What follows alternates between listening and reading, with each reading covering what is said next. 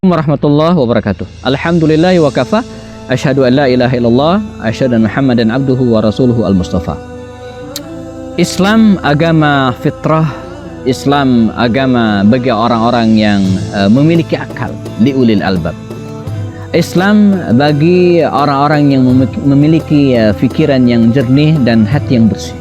Maka sungguh orang-orang yang memiliki akal, orang-orang yang memiliki fitrah yang suci, mereka yang memiliki hati yang jernih, fikiran yang bersih, maka insya Allah akan menerima Islam dengan lapang hati.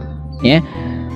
Di hadapan kita ada tokoh Yahudi dari kabilah Bani Qainuqa, ya, yang dari sekian sedikit orang-orang Yahudi yang hidup di Madinah Al-Munawwarah jelang Nabi diutus dan datang ke kota suci tersebut.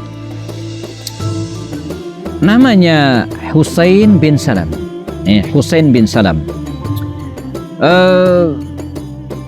Dia seorang tokoh yang dihormati, pendeta, rahib Yahudi yang menghabiskan waktunya di Madinah dengan 3 hal. Pertama, dia menghabiskan waktunya untuk beribadah di tempat ibadah Yahudi di Madinah Al-Munawwarah waktu itu. Yang kedua, waktunya dia pergunakan untuk merawat tanaman kebun miliknya di Madinah waktu itu. Dan satu lagi yang menarik, waktunya digunakan untuk menelaah, membaca kitab Taurat yang dimiliki pada waktu itu. Nah, dengan kehidupan yang tenang, dengan kehidupan yang nyaman dan damai tersebut, maka dia memiliki hati yang bening, hati yang bersih, suci. Dengan kebeningan hati itulah kemudian dia menelaah kitab suci Taurat pada waktu itu. Dan kita tahu bahwa kitab Taurat diturunkan oleh Allah Subhanahu wa taala juga kepada nabinya. Dan bukan hanya orang-orang Yahudi dan Nasrani atau orang Yahudi yang memiliki kitab ini, tapi kita juga meyakini. Jadi keliru kalau ada yang membagi bahwa kitab Taurat itu hanya untuk penganut agama Yahudi. Enggak, kita juga meyakini walaupun kitab Taurat yang beredar hari ini tidak bisa dipertanggungjawabkan lagi, ya. Nah, di masa Rasulullah masih ada sisa-sisa kebenaran pada kitab Taurat tersebut. Ya, di antaranya tentang akan munculnya Nabi akhir zaman, Nabi penutup khataman nabiyyin. Maka dengan sepenuh kepercayaan, Husain bin Salam, orang Yahudi ini, tokoh Yahudi dari Madinah ini, menanti kelahiran Nabi akhir zaman itu. Dia yakin bahwa waktunya tidak akan lama lagi. Tanda-tanda itu sudah muncul dan qadarullah tiba saatnya Rasulullah datang bersama dengan para sahabat dari Makkah ke Madinah Al-Munawwarah. Setengah ragu, Husain bin Salam ini mendatangi Rasulullah SAW, mengkonfirmasi beberapa hal, sesuai dengan yang dibaca di kitab suci Taurat dengan Rasulullah yang ada di hadapannya, dan clear, orang yang di hadapannya adalah Nabi akhir zaman sebagaimana yang dia tunggu. Dan kita tahu dalam Al-Quran disebutkan bahwa orang-orang Yahudi itu ya'rifunahu kama ya'rifuna abna'ahum. Mereka mengetahui detik-detik lahirnya Nabi akhir zaman itu sebagaimana mereka mengetahui anak kandung mereka sendiri yang akan lahir. Luar biasa. Maka maksud Islamlah Husain bin Salam ini. Ketika Rasulullah bertanya kepadanya, siapa nama anda? Kata dia menjawab, nama saya Husain bin Salam. Kata Rasulullah, tidak. Namamu, nama anda saya ganti dengan Abdullah bin Salam. Maka sejak saat itu Husain bin Salam dihapus dalam sejarah hidupnya dan diganti oleh Rasul dengan nama yang lebih mulia, Abdullah bin Salam. Maka dalam kajian fikih jemaah, kita boleh saja mengganti nama kita yang dirasa mungkin tidak baik, dirasa tidak pas, atau memiliki makna yang tidak bagus, maka boleh-boleh saja diganti. Dan beberapa orang sahabat Nabi yang memiliki nama lain dan kemudian diganti oleh Rasul, termasuk di antaranya adalah Abdullah bin Salam. Abdullah bin Salam memeluk Islam dan dia ingin mereguk nikmatnya dan indahnya Islam. Maka dengan sepenuh tulus dia bertanya ke Rasulullah, ya Rasulullah, ya Muhammad, tunjukkan kepadaku amalan yang bisa memasukkan aku ke dalam surga. Jawaban Rasul ini bukan hanya berlaku bagi Abdullah bin Salam, tapi bagi kita hari ini juga yang hidup sekarang. Dia minta kiat, tips kepada Rasul, amalan apa saja yang bisa menghantarkan seseorang masuk ke dalam surga. Kata Rasul, ada 3.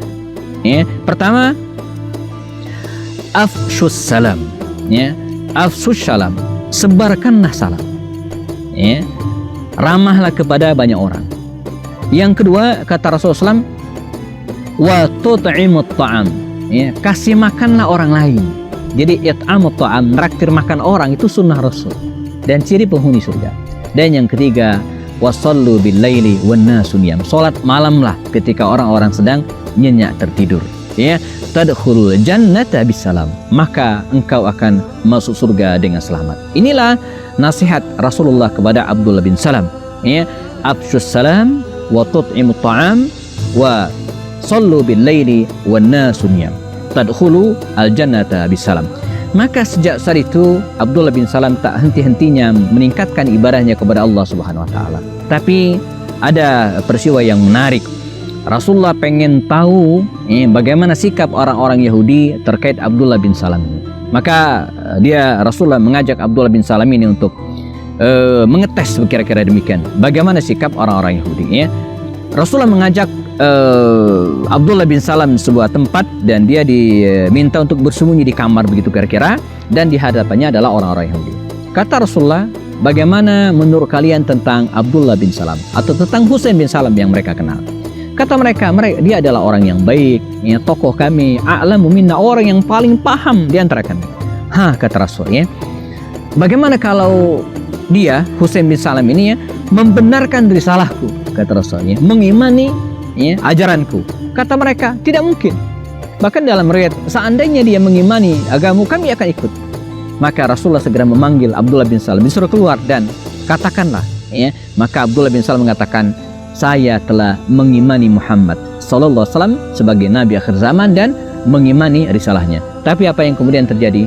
Orang-orang Yahudi justru marah. Mereka tidak mau mengimani dan mengikuti Abdullah bin Salam. Ini sebagai bukti bahwa bagaimana orang-orang Yahudi itu, jamaah sekalian, ya, tidak bisa dipercaya dalam konteks ini. Ya. Mereka mengaku awalnya kalaulah Abdullah bin Salam itu orang yang paling paham di antara mereka, orang yang paling berilmu dan akan mengikuti apa yang diajak. Tapi faktanya ketika dia menyatakan diri masuk Islam, ya, mereka tidak mau mengikuti. Lalu bagaimana nasib Abdullah bin Salam berikutnya dalam kisah bersama Rasulullah? Kita akan bahas setelah. Ya, Abdullah bin Salam terus membersamai Rasulullah SAW, dan walaupun dia pengen sekali orang-orang Yahudi, ya, yang ada di Madinah khususnya pada waktu itu, ya, bersama dirinya memeluk Islam, tapi begitulah hidayah.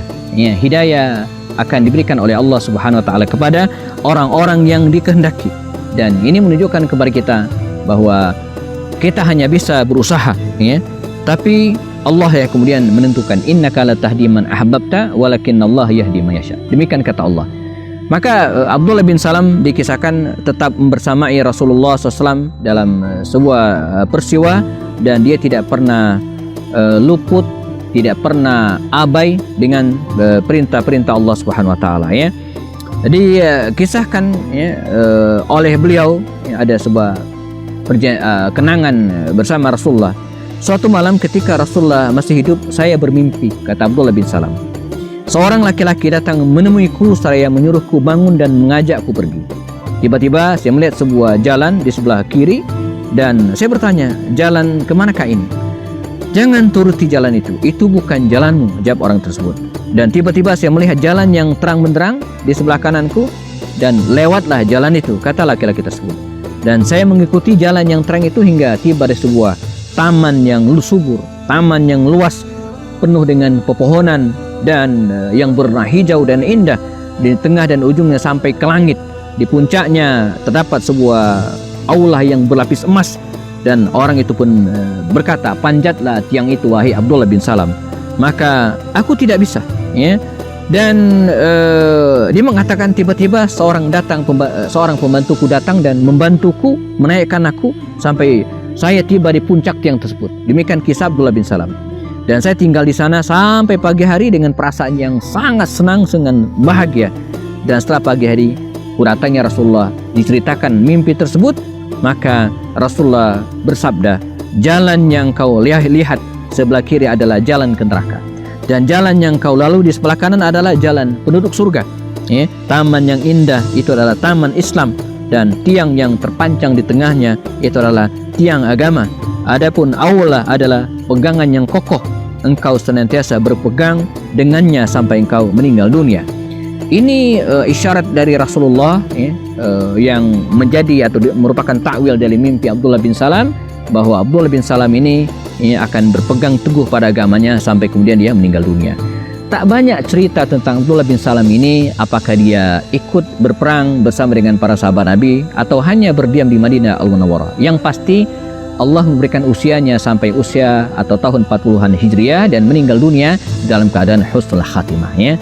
Dan sebagai penutup ya, seperti sampaikan di awal bahwa kejernihan hati ya, kebeningan berpikir ya, ini yang akan membuat seseorang bisa memahami Islam dengan baik. Kita berharap kepada Allah agar memiliki hati yang bening, hati yang tulus, pikiran yang jernih, sehingga kita bisa menelaah kebenaran ajaran Islam. Semoga Allah ya, memberikan kepada kita hati yang suci, hati yang bening, dan tetap bisa menyerap ya, hidayah Allah Subhanahu wa taala. Bertemu lagi pada sesi berikutnya.